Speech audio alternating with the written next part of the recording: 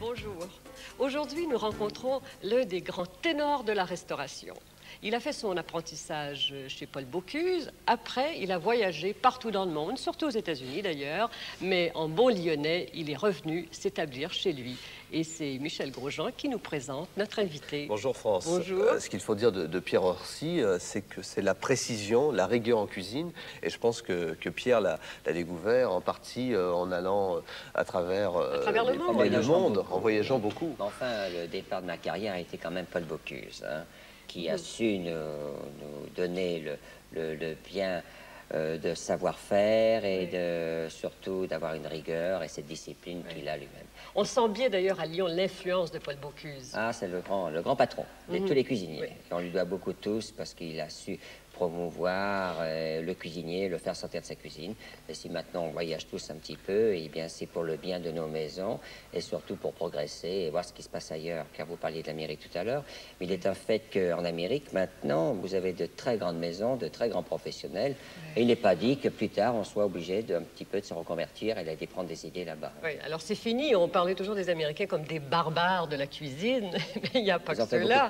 Oui. Et dans les vins aussi. Ils ont fait du progrès parce qu'ils sont venus aussi en France voir un peu comment ça se passait. Ils ont appris, ils ont rapporté la fin. Oui. Moi, je ne connais pas votre établissement, Pierre Orsi, mais Michel m'a promis de m'y amener. Oui, place Kléber à Lyon. Avant que vous repartiez au Canada. C'est ça, et je sais que c'est très élégant chez vous, que c'est... C'est grâce à ma femme, ça. Oui. Ah, ben voilà, le rôle des femmes, il est important. On en a parlé déjà dans cette série. Femme qui a su apporter c'est une certaine douceur, savoir-vivre. Alors, on voit déjà l'extérieur qui est très beau. Oui, là, bon, c'était décoré au moment des fêtes, là. Et puis, ça, c'est... On m'a dit que vous étiez collectionneur. Et bien oui, on a su décorer l'établissement, notamment avec de la vieille argenterie, des aiguières, des tableaux. Et nous avons un deuxième établissement à côté où nous faisons de la cuisine lyonnaise. Alors là, nous faisons avec une décor 1900, avec des Muller, des Schneider en verrerie. Et puis ici, vous avez vos serveuses qui sont en tissu Laura Ashley. Oui, inspiration Laura Ashley. Mais là, c'est du Liberty. C'est des modèles que nous avons créer pour nous. Et vos cuisines? Alors là, c'est la cuisine, oui. Nous avons une petite cuisine. Nous sommes une dizaine en cuisine, bien sûr. Nous faisons un service à l'assiette. Tout est dressé intégralement en cuisine pour faciliter le travail de la salle et pour avoir plus de précision, plus de détails, être plus méticuleux. On fait un meilleur travail en cuisine. Et vous présentez tous les plats sous cloche? Oui, c'est une question d'esthétique, de présentation et puis surtout de garder la chaleur. Oui, les gens apprécient. Puis un petit cérémonial pour enlever les cloches. Oui, oui. Oh, qu'on trouve un peu de partout maintenant. Le décorum, c'est quand même important, hein? Oui, parce qu'à Lyon, il y a beaucoup de bons cuisiniers, beaucoup de bons restaurants. Et le client demande toujours un petit peu plus. Oui, alors il faut se distinguer, se particulariser. Pierre Orsi, puisqu'on parlait du décorum, je crois qu'il faut attaquer tout de suite. Ah, il faut attaquer. Le premier plat. Oui. D'abord, qu'est-ce que vous nous préparez? Quel menu? Eh bien, alors là, on va vous faire une petite salade de coquilles Saint-Jacques poêlées avec un effiloché d'endives, assaisonné en salade. Alors, ça, c'est l'entrée. Ensuite, qu'est-ce qu'on mangera? Alors, en deuxième plat, on vous a fait une petite marinière au jus de moule, de rouget et de loup de mer, parfumé au basilic. C'est un petit courbouillon, si vous voulez, de jus de moule légèrement beurré, avec des petits légumes dedans. Et le poisson est cuit quelques minutes au four, en filet, avec un petit peu d'huile d'olive, mais très peu, et nappé de ce bouillon, un genre de petit pot-au-feu de la mer. Et comme dessert, pour terminer, une chose très simple, alors là, c'est certain que vous pourrez le refaire très facilement, tout le monde peut le refaire, même les enfants. On vous a fait un délice Geneviève, le nom de ma femme, et ce sont des pommes, fruits type golden, cuites au beurre et au sucre, caramélisées, flambées au rhum et mis sur de la glace à la vanille que nous faisons à la maison, bien sûr. Alors, c'est le chaud et le froid, le contraste. C'était un dessert d'hiver aussi. Alors, on attaque le premier plat. Tu vas effilocher les endives, voilà. Alors, bien entendu, vous avez toujours une partie dure au milieu. Alors, il faut bien l'enlever, hein. Tu vas les effilocher, là, rapidement. Enlever cette partie dure. Dans le sens de la longueur, hein? Oui, mais c'est surtout pour enlever cette partie-là, vous voyez, qui est une partie dure, donc nous l'enlevons carrément. Et puis les endives, alors bien sûr, les endives, il faut les émincer au dernier moment, parce qu'il ne faut pas qu'elles rougissent et qu'elles noircissent, voyez-vous. Et c'est pour ça qu'on va les assaisonner avec un petit peu d'huile d'olive et le jus de citron. Oui, ça empêche de noircir. Exactement, ou de rougir. Mais là, c'est très rapidement fait. Oui. Et on va les couper légèrement en biais, On va faire qu'une assiette pour aller très vite. Hein. Tu vas les couper tout de suite. Il faut les passer sous l'eau très Eh bien non, très nous avons rapidement. enlevé les premières feuilles qui sont toujours un petit peu sableuses et passées sous l'eau. Voilà, bien sûr. Il les a séchés. Mais quand c'est des bonnes endives, à l'intérieur, il n'y a absolument pas, elles sont tellement serrées, il n'y a absolument pas de sable dedans. Alors là, vous voyez, Alors, c'est Sel, poivre, donc... alors là, c'est assaisonné. Vas-y, Michel, allez. Oui, là, on va presser un jus de citron. Alors, toujours du poivre du moulin. Hein. Oui. C'est très important. C'est pas du poivre qui moulait à l'avance, du poivre blanc, moulin, qui a meilleur goût. Hein. Oui. Et puis le citron aussi, il ne faut pas le presser trop longtemps en avance parce qu'il prend un petit goût amer. C'est Il faut toujours vraiment la le presser. cuisine de dernière minute. Hein. Oui, parce que c'est très simple, vous allez le voir. On va... Voilà, c'est bon, Michel. Il n'y a va que les aller un courses peu qu'on plus puisse vite. faire la veille. Oui, oui. Alors, un peu de jus de citron, ce qui empêchera, voilà. Voilà, on entend une petite sonnette peut-être, mais rassurez-vous, c'est le four derrière qui est Oui, oui. en train de se Ce sera déclencher. pour le deuxième plat. sera hein. pour le Puis là, deuxième maintenant, Voilà, on assaisonne-le. ajoute... C'est le poivre. Bon, on va mettre un petit peu de ciboulette pour la Ciboulette. couleur. Hein. Et puis maintenant, on va couper. Voilà. Et on peut puis peut-être va... couper la sonnerie du four, là aussi. Oui, si on peut. Ah, Voilà. très bien. Alors là, Pendant ce temps, vous allez préparer les Saint-Jacques. oui, alors c'est-à-dire, nous allons les couper. Alors comme vous voyez, c'est des très belles Saint-Jacques, là. Ouais. hein. Ils sont grosses. Alors, hein. oui, et très coraillées, magnifiques. Le corail, vous excellent. le gardez aussi. Oui, mais là, pour la salade de Saint-Jacques, nous ne les utilisons pas. Ah bon. C'est pas nécessaire. Hein. Alors là, on les utilise pour faire une mousseline, pour faire une terrine, pour faire autre chose. Et puis là, les Saint-Jacques, nous allons les couper en deux, parce que la particularité, bon, ben, c'est de les cuire au dernier moment. On les coupe en deux. ouais. Je vais me donner une... Oh, ça fait des tranches. presque. Oui, non, mais elles sont c'est vraiment les Saint-Jacques qui sont particulièrement de saison actuellement. Voilà.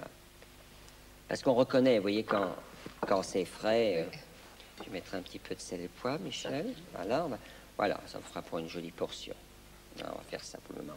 Et toujours Qu'est-ce avec... que vous avez mis dans le poêlon, là? Vous avez Eh bien, mis du pas beurre encore, je ou l'ai de fait l'huile? chauffer. Non. Ah non. Non, non, non, non, c'est pas nécessaire. Nous allons mettre carrément un petit peu d'huile d'olive. Alors moi, je vais les poêler. Vous allez- Et Michel va commencer à dresser son assiette. Hein, Michel? Tu les as salés poivrés? Hein? Tout se fait mieux à deux, hein? Oui, parce ça va que... beaucoup plus vite, c'est en très fait. Oui, simple. oui, oui. Voilà, je te redonne l'huile. Vous, quand vous cuisinez, Michel, vous cuisinez seul ou avec Ah, quelqu'un? non, non, tout seul. En règle, Ah. justement, c'est une question que j'avais posée à Pierre Orsi. En règle générale, bon, dans un restaurant comme celui de Pierre, on est obligé d'être nombreux.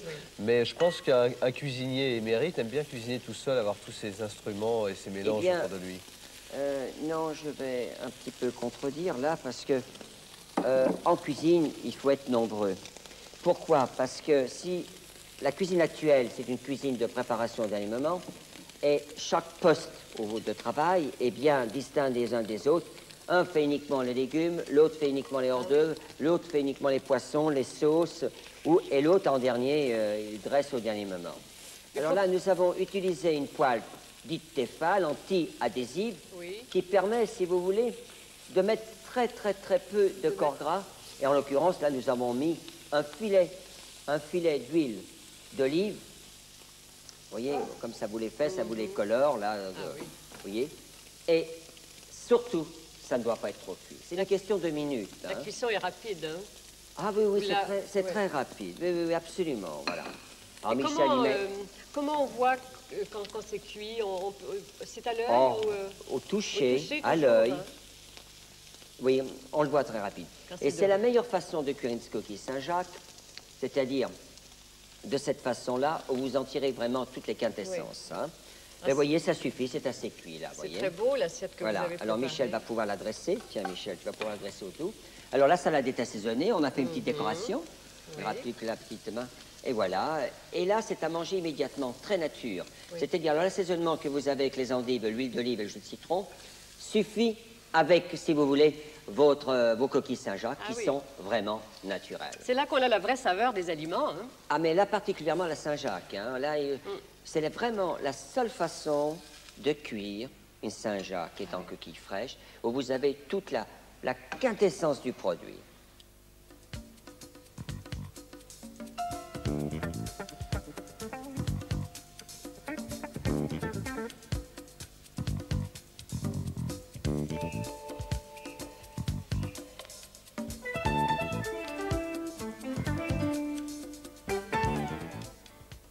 Et puis là, alors bien entendu, on nous a apporté un petit peu de macon clessé de M. Thévenet, un petit vin de propriétaire qui est très bien fait, très peu onéreux, et puis que nous aimons beaucoup, que nous proposons. Ce que je vous propose, France, c'est que pendant que vous goûtiez ce plat, eh bien nous, avec Pierre Orsi, j'exagère un peu, Pierre va surtout démarrer le plat principal. C'est ça. Bon, alors maintenant, nous allons faire la marinière de loup et de rouget. Alors, qu'est-ce qu'il faut comme ingrédient? Bien entendu, nous avons fait ouvrir des moules pour garder le jus de moule que nous avons conservé ici, qui sera la base de la sauce essentielle.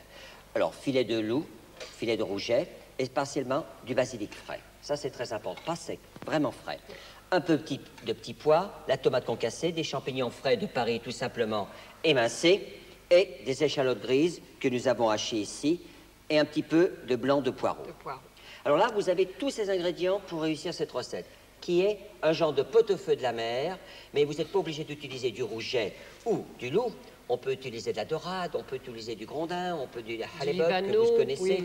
Oui, même des poissons de lac, tels le whitefish, ou bien même, si vous voulez, vous avez le cendre, ou de la carpe, de la truite de mer. Voilà.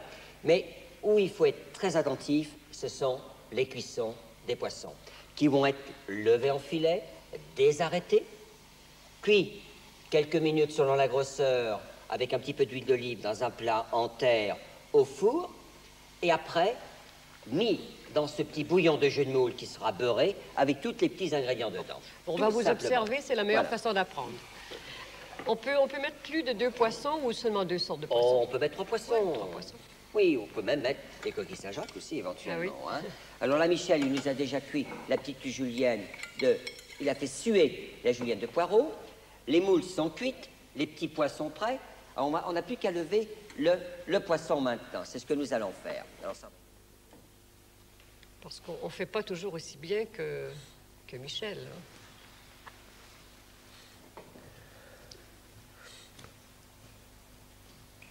Je vais ouvrir un filet qui mettra sur l'assiette de service. Voilà. Ah, bien entendu, ça supporte que des poissons très, très, très frais, ça.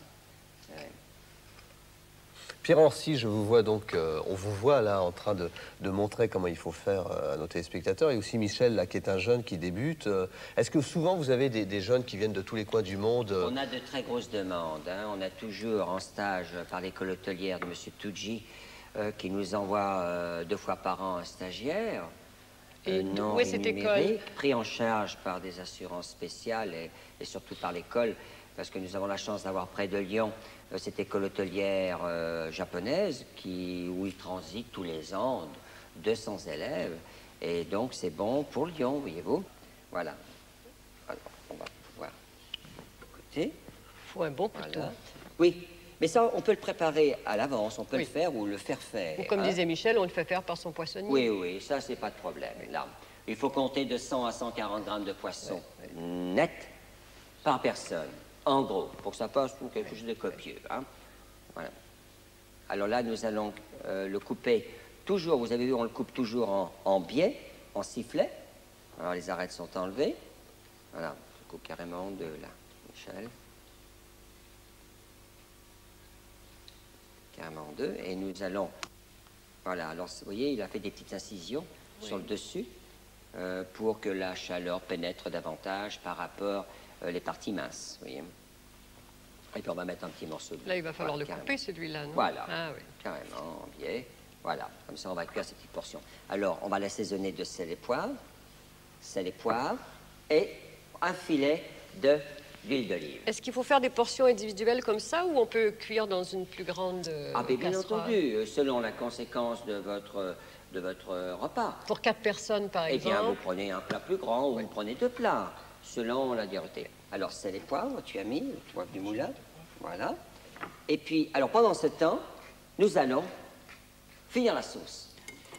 Alors, on fait chauffer le jus de moule. Alors, le jus de moule avec l'échalote, qui a cuit quelques minutes, hein, et que nous allons beurrer.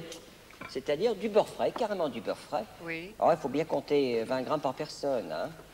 Oui, on voit là le morceau de beurre. Il est toujours coupé en petits morceaux. Ben oui, pour que le jus se lie de lui-même. Hein. Il faut qu'il se lie de lui-même. Oui. Voilà, le basilic est fait. On va chauffer l'assiette, Michel. Chauffe-moi l'assiette, s'il te plaît. Mets-la au four. Voilà, qu'on puisse installer. Le Et beurre alors là, surtout le moulin de poivre. Et on va goûter l'assaisonnement quand même. Hein. N'oubliez pas que le poisson a été... Il faut que ça soit légèrement vous en mettez beaucoup poivré. de poivre. Hein? Oui, mais il faut que ça soit poivré. Ah, ça moi, j'aime supporte bien le poivre. hein. Parce que Ah oui. Et ça sera bon pour vos allergies, Michel. Voilà. Je supporte encore un petit peu de beurre. Alors Pierre, on va Alors, du beurre. peut-être redire un peu où on en est là, c'est important. Donc On en est à la pendant ce sauce. temps-là, le poisson est en train de cuire dans le four. Oui. Là, vous En préparez la quelques sauce. minutes, en 3-4 minutes, le poisson va être cuit. Alors vous avez donc mis du poivre dans votre jus de moule. Là, cette fois-ci, vous Oui, le rajoutez jus de moule, l'échalote à beurre. l'échalote. Et là, nous le montons au Salut. beurre. C'est-à-dire, c'est l'ébullition, la force de l'ébullition qui lie le beurre. Il se lie en bouillant. C'est-à-dire, le beurre ne va pas surnager à la surface, il va être incorporé carrément dedans. Bon, les poissons, ça cuit, Michel, tout Et on laisse doucement. bouillir comme ça Oh, quelques minutes. Oui, ben, Oui, pas trop longtemps. Hein. Non. Alors, Voilà, ça y est, le beurre est fondu. Allons y mettre de côté. Alors, la particularité, tous ces ingrédients qui sont cuits ou crus, par exemple la tomate est crue ainsi que les champignons, il faut les garder croquants. Alors, c'est uniquement le contact de la chaleur du bouillon de moule qui va suffire. Par contre, le poisson, il faut qu'il soit cuit, mais pas trop cuit, parce qu'il va continuer à cuire avec ce petit bouillon dans cette assiette creuse. Vous voyez, ce plat creux que nous allons le dresser. Au Alors. dernier moment, je mets les champignons. Il ne faut plus que ça cuise, hein, attention. Hein.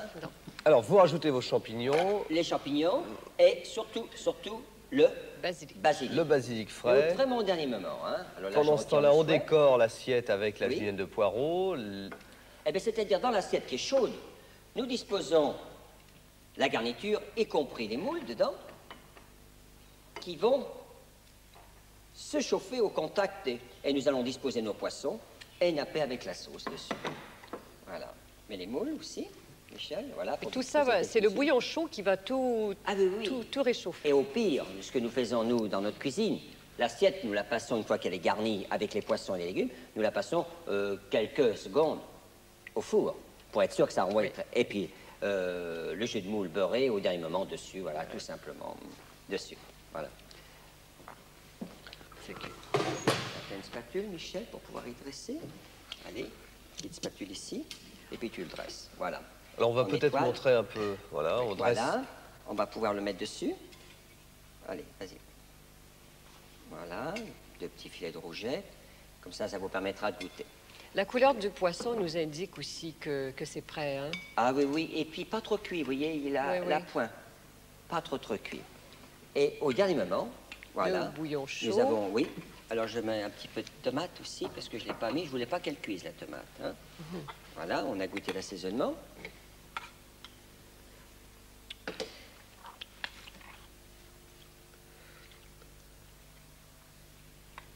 Et le basilic, vous voyez, il n'a pas cuit. Ouais, ouais. Parce que s'il cuit, vous perdez tout le... Voilà, une cloche et puis tu présentes les choses.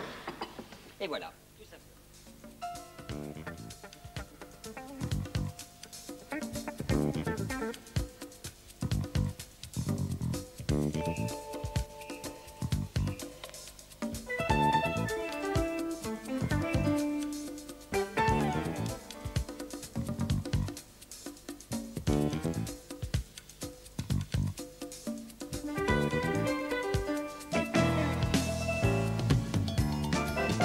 On va y goûter et pendant que je goûte, on va peut-être aller découvrir d'autres produits qui sont essentiels à la cuisine. La truffe. Oui, parce que c'est la saison encore, janvier, Et puis février. parce que c'est bien lyonnais aussi. Non, il faut... Celle-ci, elle vient de la Drôme, c'est le Oui, reportage mais sur la Drôme. On l'utilise. On l'utilise oui, dans toute dans la cuisine, dans toute oui. la cuisine. Toute oui. la bonne Et- cuisine. Oui, c'est vrai. Et malheureusement, depuis 2 années consécutives, ce sont de très mauvaises années pour les truffes, parce qu'il y a eu fait trop chaud, trop humide. Donc, il est un fait que la consommation a vraiment baissé, malheureusement. On dit que quand l'année est bonne pour le vin, elle est mauvaise pour les truffes. Eh bien, c'est des... Oui, c'est... Vous voyez, c'est des proverbes. À quoi servent les chiens? Eh bien, justement, à sentir. Ils sentent. Ah oui. Avec leur museau, exactement. qu'on appelle une truffe aussi, Ils la d'ailleurs. sentent, ils sont récompensés toutes les fois qu'ils découvrent une truffe, vous voyez. Oui. Et dans beaucoup de régions, hein, ils utilisent des cochons. Ah bon? Mais alors, et le cochon, on le mangerait, il l'empêche. Dès qu'il est découvert, parce qu'il la mangerait autrement. Hein. Ça, c'est le... Alors ça, c'est le marché. Oui. Typiquement, là-bas, dans la Drôme, et les petits ramasseurs, vous voyez, là, il n'y a que quelques grammes, il n'y a pas beaucoup, voyez-vous. Oui. Ah, Allez, Woody.